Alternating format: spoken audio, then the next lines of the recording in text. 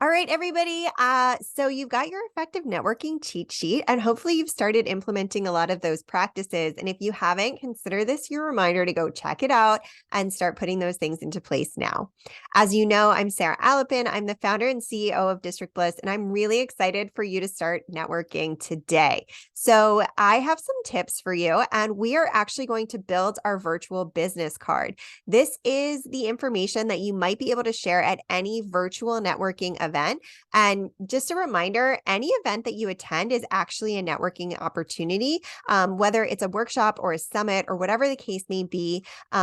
You want to be considering these networking opportunities because they are places for you to connect, and that is what networking is. So, what I want you to do is open a new Google Doc or whatever cloud-based program you use. And the reason I say cloud-based is because there are times when your internet goes down or you're on vacation, or maybe not on vacation, but like out of the office, and you're on your tablet, or you have to use your phone because your internet's down, whatever the case may be. Maybe your computer died.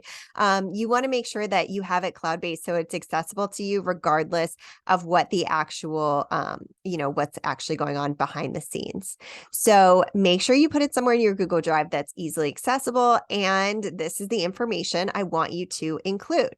So make sure you have your name, your business name, the links to your website and social media. And when I say social media, I mean the place where you actually hang out, where if someone sends you a message, you'll see it within a reasonable amount of time.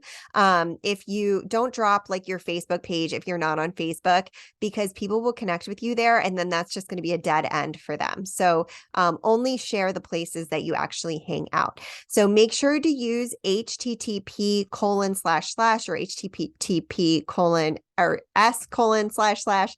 You know what I'm talking about, because otherwise it's not clickable in Zoom. So you want to make it really easy for people to connect with you, and making sure it's clickable is one way to do that. And then I want you to have a brief description of what your business does. So the services you provide or whatever you sell, whatever it is, just be brief, but make sure that it's very clear. So it can be a very shortened up version of your elevator pitch if you're a service provider. You get what I'm saying. And then there are some other pieces that are bonus pieces I would like you to include in a separate area, because those pieces you generally are able to share in any networking opportunity.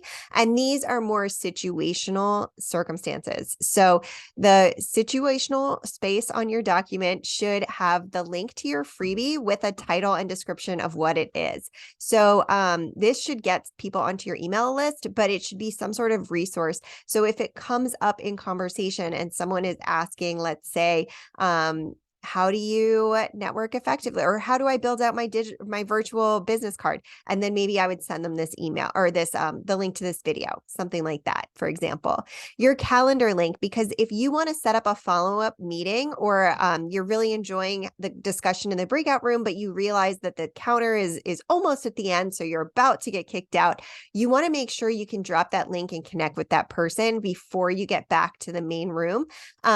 This isn't, again, these are all situational. They aren't things you would just normally drop, but they're things that it's really handy to have. And when you don't have them, it's very noticeable. So, and then your email address. I don't recommend dropping your email address willy-nilly, just because people can find it on your website, and also people can connect with you on social media. But your email address can be added to people's listservs. So just be a little bit more careful and choosy with when you're dropping that.